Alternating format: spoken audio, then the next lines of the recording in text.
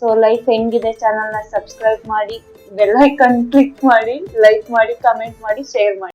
ಮುಂದೆ ಮದುವೆ ಆಗೋ ಹುಡುಗ ಎಷ್ಟು ಅರ್ನ್ ಮಾಡಬೇಕು. ಮುಂದೆ ಕಾಂಗ್ರೆಸ್ ಗವರ್ಮೆಂಟ್ ಇಂದ ಒಂದು ಹೊಸ ರೂಲ್ಸ್ ಮಾಡಿದ್ದಾರೆ. ಲೈಕ್ ಸ್ಕೂಲ್ಗೆ ಮತ್ತೆ ಸ್ಕೂಲಲ್ಲೆಲ್ಲ ಬುರ್ಕಾ ಹಾಕೊಂಡು ಹೋಗ್ಬೋದು ಅಂತ ಅಲೋ. ಮುಂದೆ ಹಿಂದಿ ಏರಿಕೆ ಅಂತ ಹೇಳ್ತಾರೆ ಗೊತ್ತಾ? ಸೊ ಅದ್ರ ಬಗ್ಗೆ ಏನಾದ್ರು ಹೇಳ್ತೀರಾ?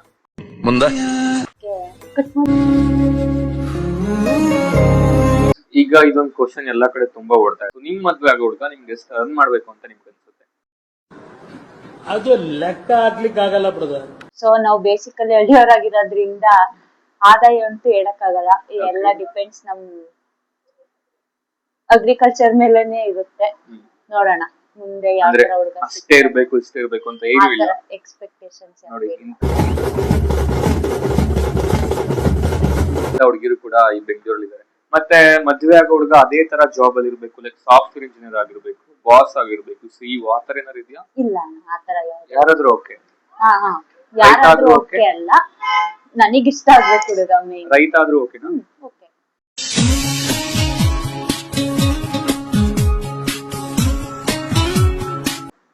ಸೊ ಈಗ ಪ್ರೆಸೆಂಟ್ ಆಗಿ ಲೈಕ್ ಒಂದು 2 weeks ಬ್ಯಾಕ್ ಕಾಂಗ್ರೆಸ್ ಗವರ್ಮೆಂಟ್ ಇಂದ ಒಂದು ಹೊಸ ರೂಲ್ಸ್ ಮಾಡಿದ್ದಾರೆ. ಲೈಕ್ ಸ್ಕೂಲ್ಗೆ ಮತ್ತೆ ಸ್ಕೂಲಲ್ಲೆಲ್ಲ ಬುರ್ಕಾ ಹಾಕೊಂಡು ಹೋಗ್ಬೋದು ಅಂತ ಅಲೋ ಮಾಡಿದ್ದಾರೆ.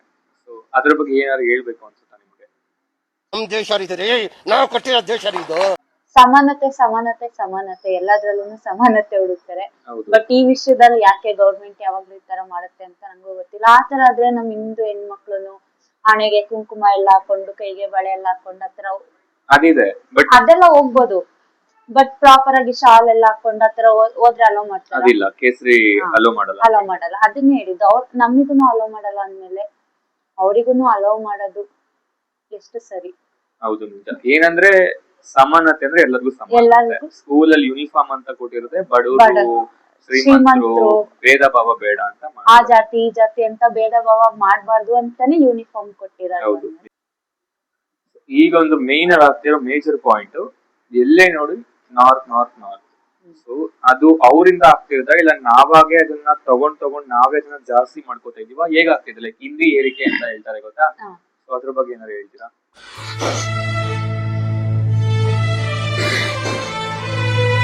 ಅದ್ರ ಬಗ್ಗೆ ಹೇಳ್ಬೇಕಂದ್ರೆ ನಮ್ಮಿಂದಾನೇ ಅವ್ರು ಜಾಸ್ತಿ ಆಗ್ತಾ ಇರೋದು.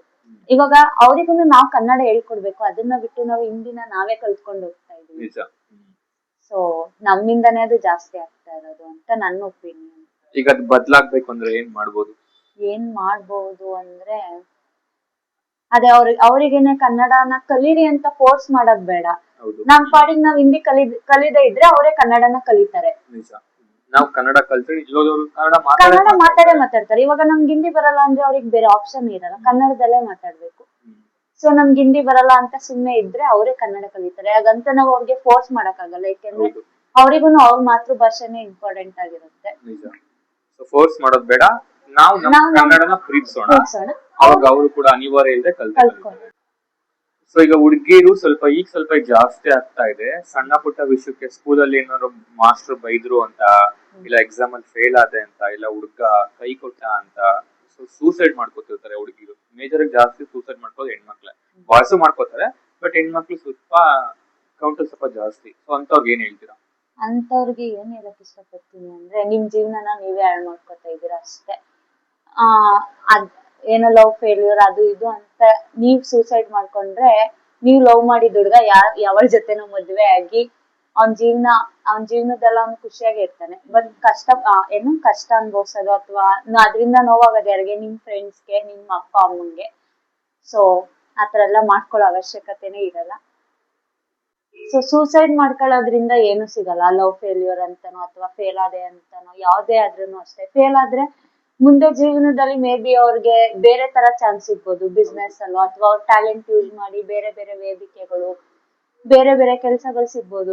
ಡಿಸ್ಟಿಂಕ್ಷನ್ ತೆಗ್ದಿರೋದಕ್ಕಿಂತ ಜಾಸ್ತಿನೇ ಅವ್ರ ಜೀವನದಲ್ಲಿ ಚೆನ್ನಾಗಿರ್ಬಹುದೇನೋ. ಯಾಕಂದ್ರೆ ಬರೀ ಓದಿರೋರು ಮಾತ್ರ ಎಲ್ಲ ಕೂಡ ಸಿಗ್ತಾರೆ. ಸೊ ಇವಾಗ ಸರ್ಕಾರ ಬದಲಾಗ್ತಿಲ್ಲ, ಬಟ್ ಸಿಎಂ ಮಾತ್ರ ಬದಲಾಗಿದ್ದಾರೆ. ಸಿದ್ದರಾಮಯ್ಯ ಇದ್ರು, ಇವಾಗ ಡಿ.ಕೆ. ಶಿವಕುಮಾರ್ ಆಗಿದ್ದಾರೆ. ಸೊ ಅವರಿಂದ ನೀವು ಆಸ್ ಎ ವುಮೆನ್ ಏನಾದ್ರು ಎಕ್ಸ್ಪೆಕ್ಟ್ ಮಾಡ್ತೀರಾ? ಏನಾದ್ರು ಬದಲಾವಣೆ?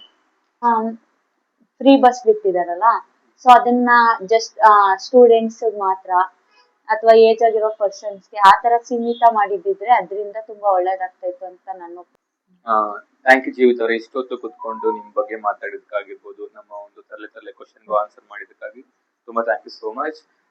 ನೋಡೋಣ ಮುಂದೆ ನೀವೇನ್ ಮಾಡ್ಬೇಕು ಅಂತ ಇದ್ದೀರೋ ಅದು ನಿಮಗೆ ಬಿಟ್ಟಿದ್ದು, ಬಟ್ ಅದು ಮಾಡೋದೆಲ್ಲ ಒಳ್ಳೇದಾಗ್ಲಿ, ನಮ್ಮ ಕಡೆಯಿಂದ ಕೂಡ ಅದೇ ಇರುತ್ತೆ. ಸೊ ಹಾಗೆ ನಮ್ಮ ಚಾನಲ್ ಕೂಡ ಒಳ್ಳೇದಾಗ್ಲಿ ಅಂತ ಹೇಳಿ, ಸೊ ಪ್ಲೀಸ್ ನೋಡ್ತಿರೋರೆಲ್ಲ ಸಬ್ಸ್ಕ್ರೈಬ್ ಮಾಡಿ, ಮತ್ತೆ ಲೈಕ್ ಮಾಡಿ, ಕಮೆಂಟ್ ಕೂಡ ಮಾಡಿ, ಮತ್ತೆ ಮುಂದೆ ಯಾವ ರೀತಿ ಕಂಟೆಂಟ್ ವಿಡಿಯೋಸ್ ಬರಬೇಕು ಅಂತ, ಹಾಗೆ ಬೆಲ್ ಐಕನ್ ಕೂಡ ಕ್ಲಿಕ್ ಮಾಡಿ.